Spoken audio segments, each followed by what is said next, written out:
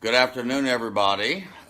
This is Kevin Rice, and this is the Academy of Spiritual Awakening. Let me just turn this over a little bit here. I got a lot of light coming in here right now, and I want to make sure we're here, live and moving here, and we are. So, look, today I'm talking about why this is happening to me again. Why is this happening to me again? Now, my friends, you and I have gone through many stories, many narratives in our life, and we have an inclination from time to time asking ourselves, hey, why is this happening to me again? Why do I have to bring this individual again into my awareness, into my life? And there's a reason for this, okay? So today I'm going to give you about 4 reasons why this is happening to you and me again and again and again until we understand how we can stop the cycle of sabotage that occurs over and over in our lives. So before I do this, I want to let everybody know I removed all of the tags of my friends here. I do invite you instead to share this video and to like it. The more that you do, the more we increase the awareness of God's love and God's light in our lives. So I invite you to do that with me today. So the first thing I want to talk about here with you, why this is happening to me again, over and over again, and this is probably true for you as well. Hello, John. I'll respond to your comment earlier today, soon. It's good to see you, my friend. Why is this happening to me again? Number 1, because you want to punish yourself. Because you're bad and you know it. Now, let me give you an example of what I'm talking about here. All of us have moments where we evaluate whether we were effective or not when we are interacting with another person. So if I do something, make a mistake when I'm speaking to you, for instance, right now, and then afterwards I evaluate it, and then I begin to attack myself for what? My incompetency. My ineffective way of communicating to you. And so the ego comes up and says, hey, Kevin, this mistake that you made with your friends or your family, this is proof for you that you are bad at the very bottom of your being. So this happens to us all the time, where we essentially place ourselves on the cross of time and space. And we do this to perpetuate the guilt that the ego is trying to instill in our minds each and every day. So it's our responsibility to respond to those things accordingly. Okay? So when we make a mistake, when we feel bad, it is not because we made a mistake, but because we're bad generally, okay? This is the ego's proof to us that the guilt that we are experiencing right now is true. And I'm here to tell you that that guilt is not helpful in any way. Guilt is the most unproductive emotion in this world. Hey, Maritza, love you so much. So let's just talk about it this way, okay? So when we experience guilt and when we fester it in our minds and perpetuate it over and over again, is because we see a value in that. Because what happens is we then, if we entertain guilt in any way, shape, or form, we see our past as being full of sin. Also, we see our future full of fear as well. This is why guilt perpetuates itself over and over in our experience. How do we stop the cycle of sabotage? By removing the guilt immediately, okay? Keep in mind as well that people who feel guilty will automatically create a situation in which they will punish themselves over and over again. People ask me so many times in counselings, as well as interactions with my friends, my brothers and my sisters, hey Kevin, why do I keep attracting this experience into my life? And there's a reason for it. It is guilt. Let go of the guilt, and then you will experience a release from the effects of that guilt in the first place. I hope that you understand this. And by the way, if you have any questions about your life, your navigation through time and space, I am here to set you on the right path. Okay? All right, so ask me any questions. I'll respond to you right now or afterwards, after the Facebook Live is over. Keep in mind as well that guilt is the glue that holds the ego's world together. The ego has no foundation whatsoever when we release ourselves from guilty feelings or thoughts or emotions. It has no hook. It cannot run us anymore because we are living and moving and abiding in the eternal timeless now. And because of it, guilt and sin and fear and time and space moves along without its touch upon us. Our connection, our alignment is with our source, God. Our alignment is not in the corridors of time and space. You see this? Hey, Anna, good to see you, my holy sister, as well. Guilt as well manifests in time and space as gravity. So if you are experiencing gravity right now, as we all are, it is an effect of our hold mentally to the notion of guilt. So if we entertain or give energy or attention to, mentally, to guilt, we're going to experience in time and space the effects or the manifestation of that guilt in gravity, okay? So yes, I want to be authentic with you here. Yes, we are experiencing guilt generally in this world. The only reason why we are in this world in the first place is because we attached ourselves to time and space. And because of that, we see the ripples of it every day in time and space. So let me just make sure my charger is working just fine here. There, we're better now.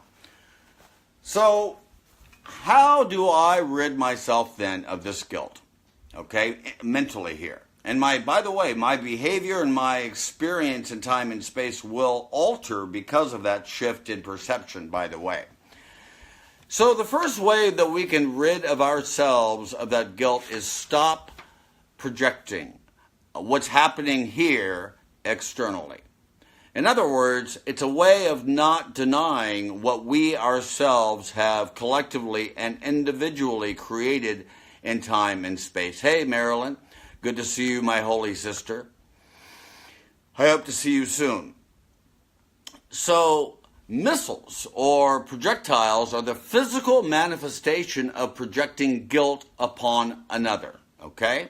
So when we judge, when we hold a grievance or a grudge or become angry, we are projecting that guilt externally to the world. You're the problem, not me, okay? The whole purpose of our sojourn through time and space is to begin to awaken to the awareness of the reality of who we are as a child of the light, as a child of the day. And in that process, we are removing all of the lines that we have created between ourselves. That's it. That is the only purpose that we are here in the first place, right? To lift those lines, those separations or divisions that we ourselves have planted into our mind and then projected it outwardly into the world. That is our purpose. That is why I'm talking to you right now, okay? You and I are one. One. You and I are exchanging molecules between each other in the world. We are. And the only thing preventing me and you from experiencing that oneness, that unity, is our own judgments about ourselves. Okay? So I am not guilty, and you are not full of guilt or sin or anything as well. So let me give you an example here. All of us have feelings of guilt arising in our minds all the time, okay? Now, how do we immediately stop it? There is a prayer from A Course in Miracles that I use all the time when I am experiencing even a smitten of guilt, okay? To begin a process of uprooting it immediately, okay? And the prayer from A Course in Miracles is this: I must have chosen poorly because I am not at peace. I made the decision myself, but I can decide otherwise.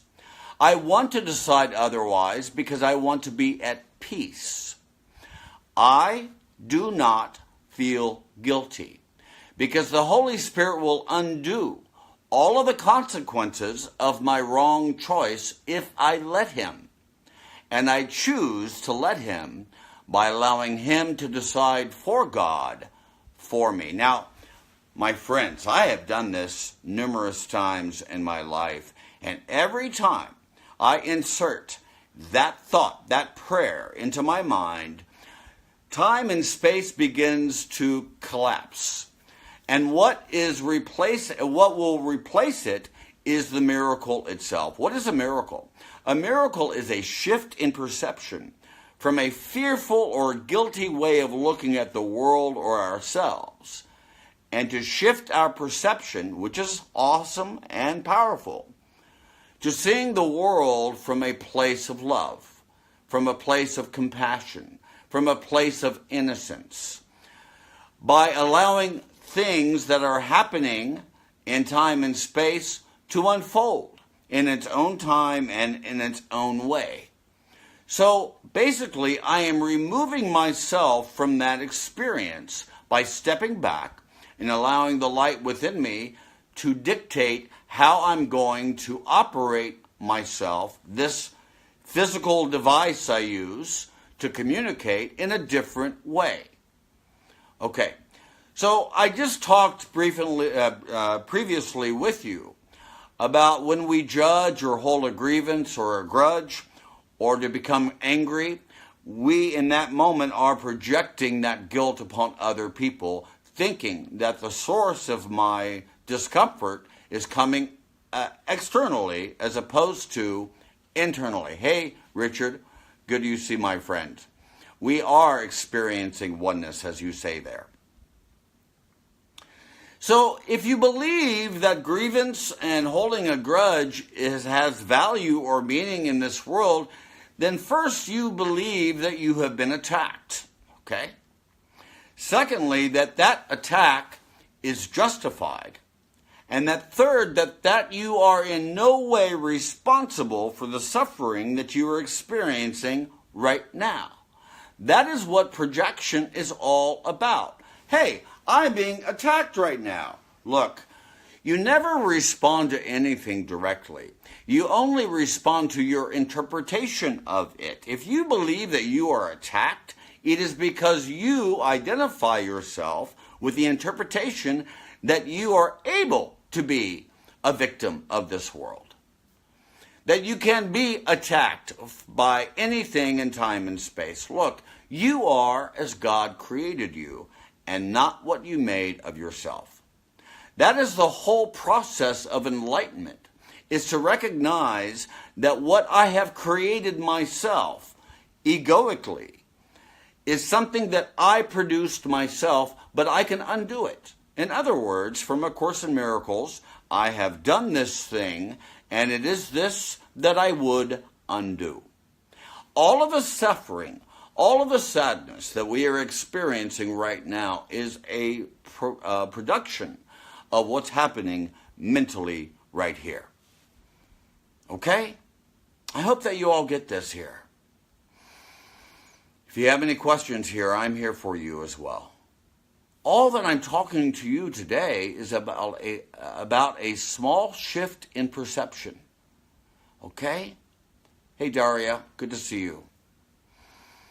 So, in other words, that we don't meet guilt with punishment, but we meet it with correction. That's it. We meet it with a shift of perception. If that guilt is happening in your mind right now, you can just look at it differently right now, right? By saying, hey, I see that energy arising in my field of awareness, but I can choose again. I can choose again. This is why my email, by the way, is chooseonceagain@gmail.com. This is important for me to know this, because the temptation from the ego is to feed and give energy and attention to an hallucination, an illusion, a fallacy. What is a fallacy? That you are full of sin, that you are fallible, and full of mortality. Okay? This is why one of the statements, affirmations that I say to myself every day, I will awaken from the dream that I am mortal, fallible, and full of sin, and know my own reality and true identity as a child of God. When I know that, the world then begins to change immediately, because the narrative, the story that I have been using to place myself across the cross of time and space, I am released from that immediately by a simple shift of perception. Do you get this, folks? I hope so. So, yeah, we want to meet our guilty feelings and thoughts with correction by seeing it for what it really is. By turning to spirit, as opposed to the temptation that many experience in this world by listening to the voice of fear. But instead, to listen to that still small voice. You can call it the Holy Spirit, you can call it the Spirit of Love, you can call it whatever you want to call it. But it's coming from your source. It is from the director of this experience that you are happening right now in time and space. However, turning to spirit doesn't necessarily change the story, okay? But it does change your experience of it each and every time that you turn to the spirit instead of to your own miscreated voice called the ego that you yourself have planted into your mind. That's it. So the first one again was the reason why this story keeps coming over and over again. Why is this happening to me again? Is because, number one, because you and I punish ourselves almost on a daily basis, which is BS. What is your BS? Your belief system. That belief system can be changed almost immediately when you understand who you are. Secondly, why is this happening to me again? Okay, because you do not want to step off of time and space and live in the eternal, timeless now. I'm talking about the karmic wheel here. Keep in mind, we're talking about guilt previously, so I'm going to mention it again. The karmic wheel is a process in which we perpetuate over and over again our identification with time and space, which at its very base is a fallacy. It does not exist whatsoever. In fact, Albert Einstein mentioned this as well by saying a human being is a part of the whole, called by us the universe, a part limited in time and space. He experiences himself, his thoughts and feelings, as something separate from the rest, a kind of optical illusion of consciousness. This delusion is kind of a prison for us, restricting us to our personal desires and affections for a few persons nearest to us. Our task must be to free ourselves from this prison by widening the circle of understanding and compassion to embrace all living creatures and the whole of nature in its beauty. This is what I am referring to when I say, look, you want to step off of time and space. You want to step off of the matrix, okay? And you want to live instead and move and abide clearly and beautifully with bliss, the eternal, timeless now. Be here now. Be here now. How do we acknowledge the presence that's happening right now? By acknowledging, one, that the presence of God is here. When we open that portal, when we open that window, right? The eternal timeless now, the presence of God is very, very evident to us, right? Because in that moment, we remove ourselves from the cross of time and space. And then we live more freely in the eternal timeless now, and then the communication from our source. The spirit of love begins more evidently in our minds. We begin to hear direction and guidance about how we move or navigate ourselves through this world. It is that simple, okay? So we want to be off of the karmic wheel. I've said this before. Somebody once said that we crucify ourselves between two thieves, past regrets and future expectations. Again, Einstein himself said that what we are experiencing right now is an optical illusion. That's it. When you know that what you are dealing with is not serious, but instead an optical illusion, your response to the world begins to be different. I don't mean to say that your thoughts, your words, your behaviors are not important in this dream state. It is very important, okay? Because we have to treat it as though it is real, okay? Because in the mind of all of us, the collective mind does believe that it is true. So we can't just dismiss it instantly, okay? I'll give you another way to look at this. If I say to you that we are in a dream state right now, does that mean that I am not occupying a body right now? Yes, I am. Why? For me to deny my device here that I'm using to communicate with you, for me to deny my body would be to deny the mind that itself created it. So I have to keep in mind this fact, okay, each and every day. This is why time and space, then, is one illusion that takes two forms. That's it. When I see you as time, I see you more immediate in my environment. When I see you as space, I see you further away from me in time and space. Again, though, it's one illusion that takes two different forms in our experience. So the closer that an object, for instance, that this coffee, the closer that an object is to us, we experience it as space. Let me just say it this way. Let me be very simple here. I don't want to get too bound by minutia too much, okay? So the closer that an object is to us, this coffee, for instance, we experience it as space, okay? The further it is away, we experience it as time, okay? I hope everyone understands that. Hey, Beber, good to see you, my friends. And this is why that stars are measured in light years, okay?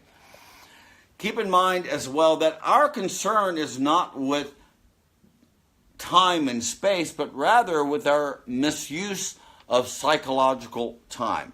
So again, we're not here to change or improve time and space, but rather to understand that what we are using instead is our psychological time. In other words, when our identification is placed in the past or the future, we miss the gift that has been given to us right now. Okay, so we misuse psychologically time and space using the tools of separation instead of using the tools of unity. The unity or the tools of oneness, okay? You know, the last couple of months, I've been using the Way of Mastery, by the way, which is right here. I should have put this here, right here, but I didn't. The Way of Mastery, which is a wonderful experience. And every time I use the imagery from the Way of Mastery, I always have to ask myself, okay, where, Kevin, are you planting your seeds? Where are you planting your seeds? Okay, because you are planting your seeds in this soil we call the mind. You are placing a pebble in the pool of awareness, okay? Now, you don't have several options here. You only have two. The pebble, the seed of love, or the seed or the pebble of fear. And every time we attach ourselves to one of the two things, we're going to experience the effects of it because of it. Our minds are awesome and powerful. It's so powerful that we can see the effects of our thoughts in 3D Technicolor right now. You get this? So we are not on a curriculum of trying to shift time and space externally, but rather we do have an option instead by changing our minds about it mentally. That's it. All of your power is up here, not out there. This is why Jesus told Pilate, right? When Pilate said to Jesus, hey, I'm going to crucify you. And what did Jesus say to Pilate? You have no power over me unless it was given to you by God. And the same is true with us as well. This world is neutral. And because it's neutral, it's an effect. It has no charge whatsoever. It has no meaning and no value whatsoever. It is a world of form. It is not a world of content. In other words, it's a world living in time and space, not living in the eternal timeless now. Again, be here now. The portal and the window of eternity. Keep in mind as well that eternity is not something that we experience when we die. It is what we are experiencing right now. That realm of the eternal realm exists through vision, here and now. But it is blinded when we affix ourselves to the past or the future at all. When we use the past against the present, the future will be like the past, and the present moment will be a hellish experience. This is the karmic wheel that we're talking about. You want to get off of the karmic wheel, right? So do I. By letting the past and the future through extreme forgiveness out of your mind, and instead placing your attention, your energy, your attention to something that is simply not true. So to live in time, then, is to live in the realm of form. To live in eternity is to live in the realm of content or substance. This is why Emmett Fox once said, think about God instead. Whenever you have a problem, whenever you are having a conflict of any time, that means that you and I temporarily, insanely, moves ourselves into the past or the future. We can remove those problems by thinking about God instead. How can I think about God? Not by going into the past or the future, by what's happening right now in this moment. That's it. By acknowledging the presence of God's love and holiness right now. That's it. That's it. So then 3 then. When we are answering the question, why is this happening to me again? Why is this narrative or story keep coming up in my field of awareness over and over again? Is because 3. It is because you and I withhold forgiveness.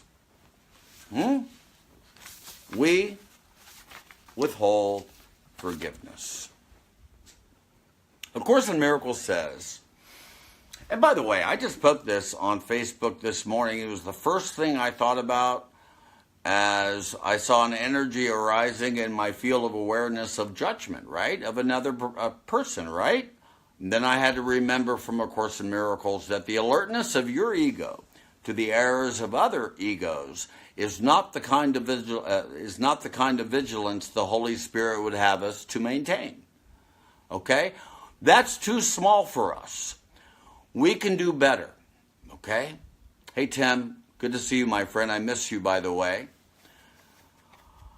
You know, and also, mystics also agree with me on this point as well. When mystics always say, all is well, but life is a mess. In other words, look, in reality, from the premise of the eternal timeless now, all is well, right? Because there is no judgment, there is no projection, there is no attack, there is no blame whatsoever. All is well here. But the world, the life that we are experiencing is a mess. And that mess was made by who? Collectively, us. Individually, us. Okay? We have to be responsible by accepting 100% responsibility for what we are experiencing in this realm right now. Oh, I'm not part of that circle of people. I'm not part of that corporation. I'm not part of that government structure and so forth. Yes, we are. We wouldn't be experiencing it in 3D Technicolor until and unless we ourselves gave our own attention or energy or power to it. When we do that, it then becomes powerful. Only in a dream state. That's it. That's it. One of the affirmations from A Course in Miracles to help me to remind myself of this fact is this. I loose the world from all I thought it was. I loose the world from all I thought it was. In other words, in that moment, I am removing my own meaning, my own value, my own narrative, my own story off of the battlefield eventually, okay? And then I'm experiencing instead a clean slate. I have, in that moment, emptied my mind, okay? So God's voice of love cannot instruct you or inform you whatsoever unless our attention and our power and our value is placed elsewhere.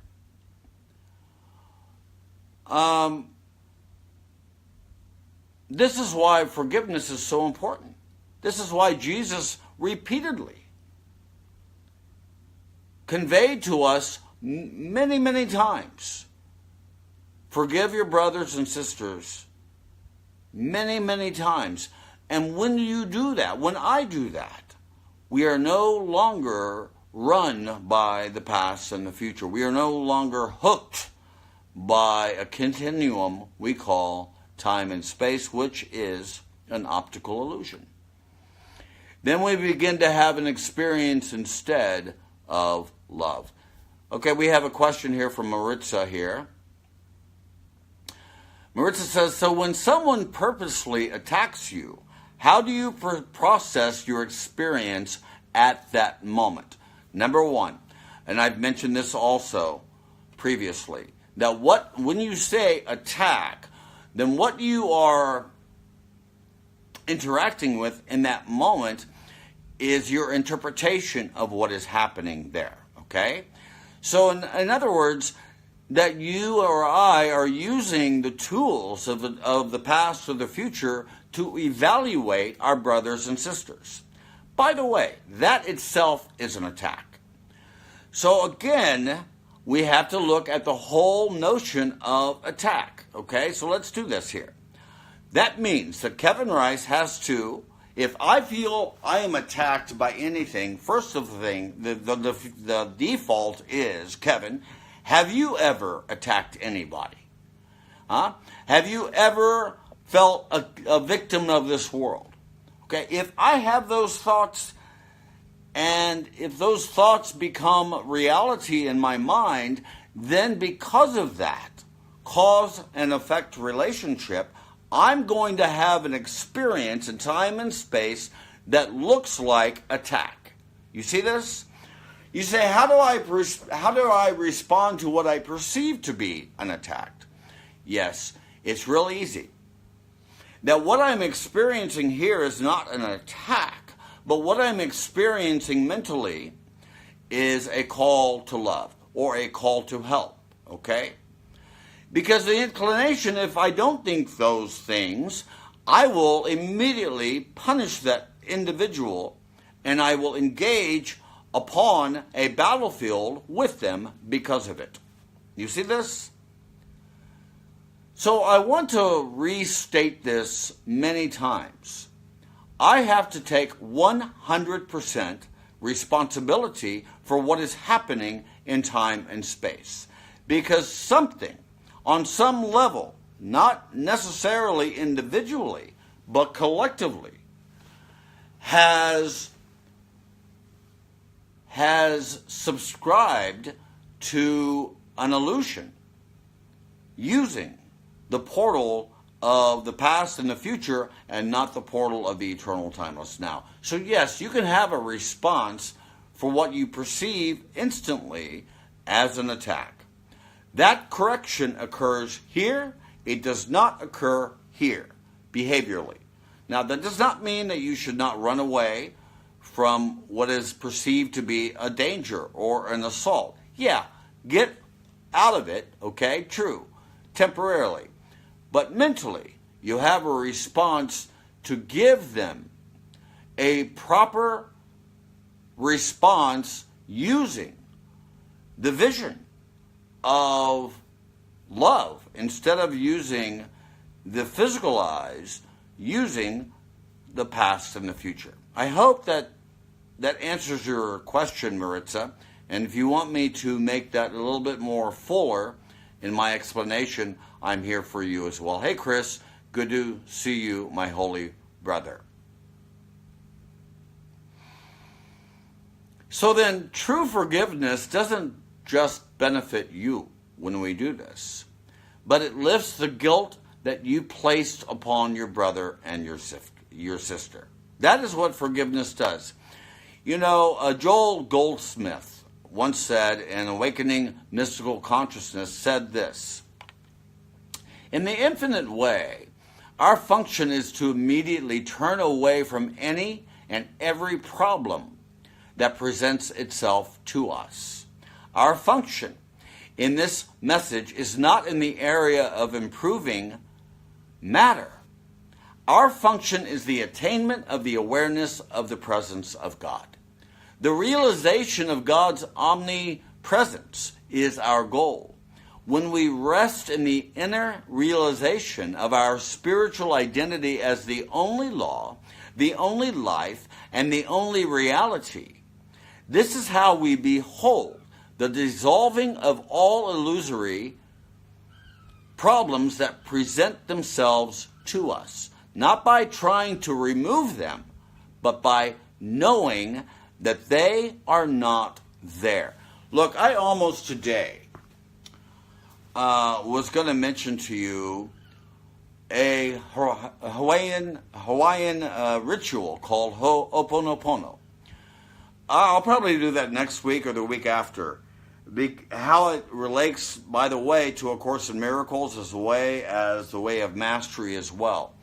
The reason I'm mentioning this to you right now is because of a statement when you exercise Ho'oponopono, is to understand the phrase, the 0 point. The 0 point means that when the phenomenon in this world begins to arise here, you need to bring that to its 0 point. In other words, you need to understand, as well as me, the nothingness that we are looking at. You say, oh, that's crazy. It's not crazy. This is what Jesus went through. This is what Buddha went through when they went through the temptations as well. How did they transcend the temptations of the phenomena that was arising in their field of awareness? By seeing it squarely, front face, the illusory nature of what that they are interacting with in that moment. You see this? So we have to understand that what we are discussing then are illusions. Okay? This is why A Course in Miracles says, hey, don't give your attention, don't give your energy, your power to nothing. And instead shift our perceptions, our attention, our power to what is real, beyond time and space, beyond the body, beyond the world, to the kingdom of God right now. That's it. Right now. So in other words, don't take anything personally. Don't take it personally, okay? Look, I do this every week with you, right? And yeah, I got a slew of people criticizing me, blaming me, calling me crazy, drinking the Kool-Aid, whatever people are thinking about me. But guess what? It is not my responsibility to take it personally. Okay? Why? Because I'm not in time and space. I'm moving and abiding with you in the eternal timeless now. Hey, Kevin Dolan, good to see you, my friend. So I've given you 3 ways of stopping the cycle of sabotage that you have entered yourself into it. Okay? And give you a last way to look at it. 4thly, okay? And then I'm done.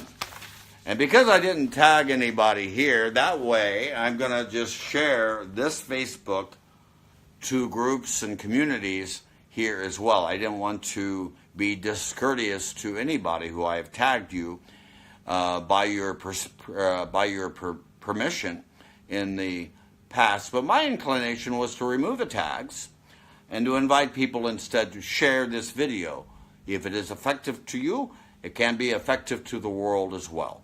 Okay, I'm not here to increase Kevin's ego, but rather to extend and to express the good, the holy, and the beautiful each and every day. Okay? And then 4thly, why is this happening to me again? 4thly, because you are not living fearlessly. You hearing me here? Why is this happening to me again?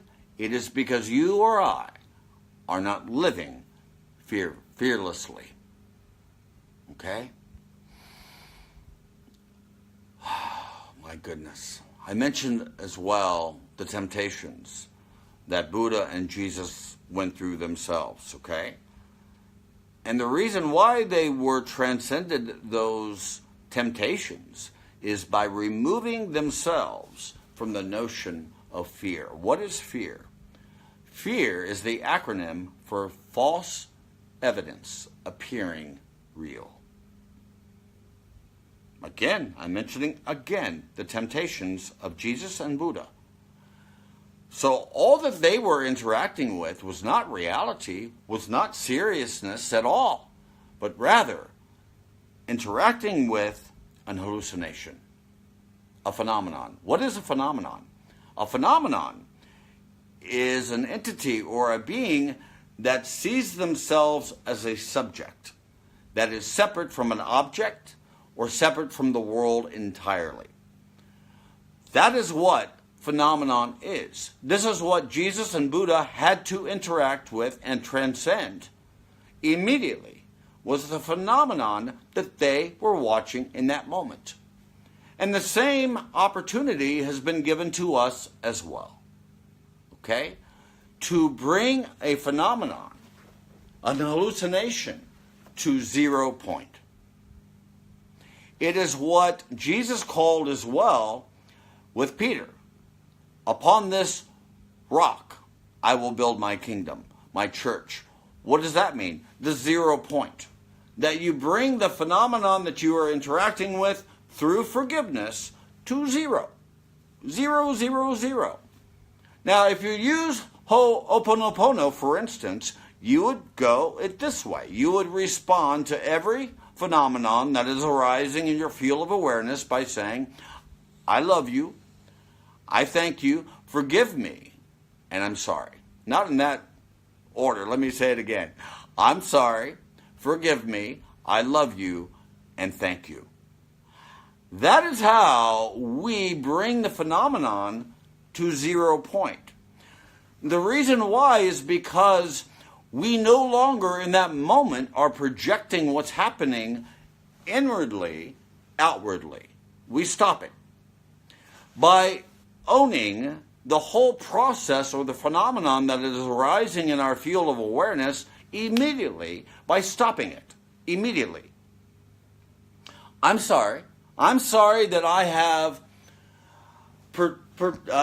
have participated into this drama that is coming into my field of awareness. Okay? Okay? Please forgive me for my interaction with this drama that I'm creating. I love you. Okay? And thank you. Thank you. Who am I saying I'm sorry to? Who am I saying, hey, please forgive me? Who am I saying to the world, I love you or I thank you? I am saying all of those 4 things to who? Me. Me. Me. I am forgiving myself for what I have already miscreated in this world. I bring the phenomenon to 0 point when I bring extreme forgiveness to it. This is why I said earlier in the affirmation from A Course in Miracles, I loose the world from all I thought it was and accept my own reality instead. That is enlightenment. That is nirvana. That is hell. That is hell. Did I say hell? That is heaven. Here and now. Heaven is not something that we experience after we die. Heaven is what we are experiencing right now. We are experiencing heaven or we are experiencing hell. One of 2 choices, one of 2 voices that we are listening to at any moment. What a day, right? My goodness. I'm going to have a little coffee here. Letting go of our fears. Letting go our letting go of our opinions as well. So in other words, let's just talk here. I mentioned here fear. but I also want to talk it in relation to desire, okay? And I'm going to end my conversation with you right now. And hello, Gullet. I hope that that's the name. I say your name properly. I hope so. We talked about the temptations that Buddha and Jesus went through, right? So one of the phenomena that began to arise in their field of awareness was desire. Hey, Oscar. Good to see you, my friend. And the desire for Jesus showed up as hunger. And in Buddha, that desire showed up as lust. Okay? And this is what you and I experience each and every day as well. Okay? And all of those desires stems from what A Course in Miracles calls the scarcity principle. That I seek for outside of myself what I think is lacking inside of me. And so I will create a dynamic in which my inwardly desires is projected outwardly instead in the form of phenomenon or hallucination. Okay? So we think that our desire, our sexual lust, for instance, is external, when in fact it's internal. And it is a representation of an inward desire that you and I both have right now. A desire to be one with our source and a desire to be one with our brothers and sisters. And to remove the notions of all lines of separation and divisions and conflicts in our world. And to have peace instead. And so what we really desire at the end of the day is the will of God, not our own individual egoic will. That's it. Because all real pleasure comes from doing God's desire, God's will. We misinterpret that desire as a sexual desire or a hope externally, but instead to understand the effects, it can be traced back to its cause. What is its cause? What I really want to experience right now is a desire to know who I am, where I came from, and where I'm going, and to know my source, my Father, and I are one in this moment. Fears, again, came up in the temptation to Buddha as well as Jesus.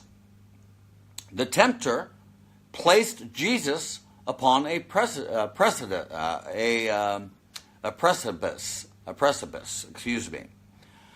And an army attacked Buddha in the temptations as well. And both Buddha and Jesus overcame this temptation by recognizing their true self. Okay? In other words, it's a matter of alignment. Okay? When I align my mind with the mind of God, then I understand who my true identity is. When I then instead begin to align my mind with the voice of fear, then I'm going to experience hell and suffering. I said it to my friend last night here when I said, to whatever extent that you think the world is full of gloom and doom, then what happens? Boom! It will happen in your experience. This is how powerful your thoughts are. When you begin to turn away from those small thoughts of nothingness and instead begin to align yourself and myself to the will of God, the mind of God, then our world begins to change accordingly. And recognizing in that moment that the real self cannot be attacked or hurt in any way. Okay? Again, we're not living in time and space. That's a dream state.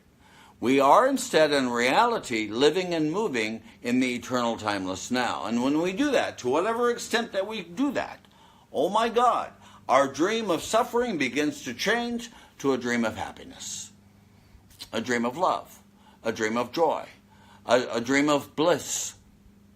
And the tears and the suffering and the sadness of this world begins to dissipate and dissolve into the nothingness from which it was born. In other words, we bring those phenomena to 0 point. We see it for what it is.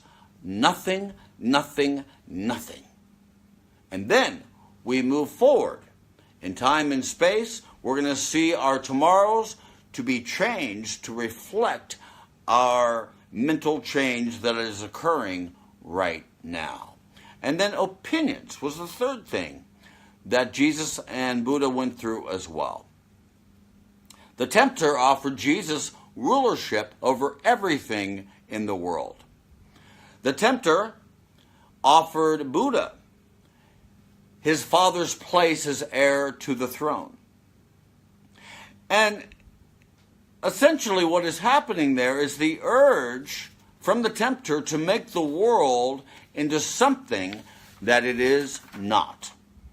That is the temptations that Jesus and Buddha went through. Okay?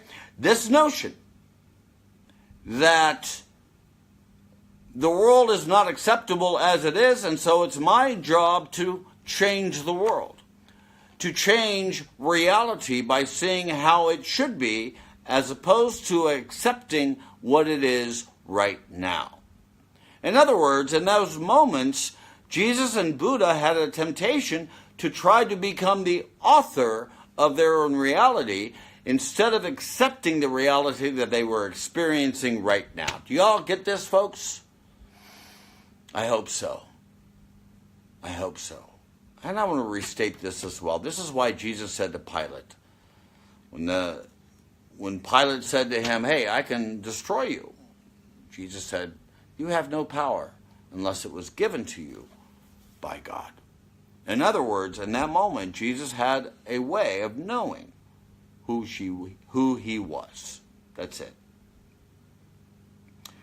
One of the greatest mystics of all time, Jiddu it's a very difficult last word name to say, Krishnamurti. There it is, Krishnamurti. One of my favorite mystics from the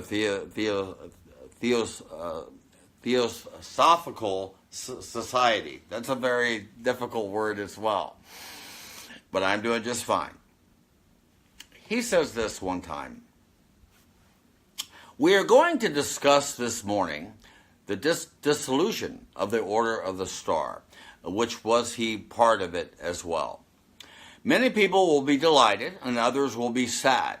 It is a question neither for rejoicing nor for sadness because it is inevitable, as I'm going to explain. You may remember the story of how the devil and a friend of his were walking down the street when they saw ahead of them a man stoop down and pick up something from the ground, look at it, and put it away in his pocket. The friend said to the devil, what did that man pick up? And he said he picked up a piece of truth. Said the devil. Well, that is a very bad business for you then, said his friend. Oh, not at all, the devil replied. I am going to let him organize it. This is what I'm really conveying to you as well. It is a difference between your egoic mind trying to organize the chaos in this world, bringing order to disorder, okay, as opposed to letting that fallacy go completely and enter instead into the awareness of God's love that is happening right now. Right? That's it. Letting go of the minutia of this world and to live instead of our lives in the eternal, timeless now. That's what we're talking about here. Okay? I'm looking here to my iPad here to see if anybody else has any questions or anything here. And folks, if you're here, we invite you again to share and like this post to extend and to express the love of God to the world who is in desperate need of it. Number one. And two, your desire is to express the good, the holy, and the beautiful. That's it. That's the only reason that we are here. Now, folks, that's my lesson for today. I want to say a few things here. I'm going to be back in Unity on the Bay in Miami. I think it's January 6th. It's a Sunday at 1 o'clock for A Course in Miracles discussion.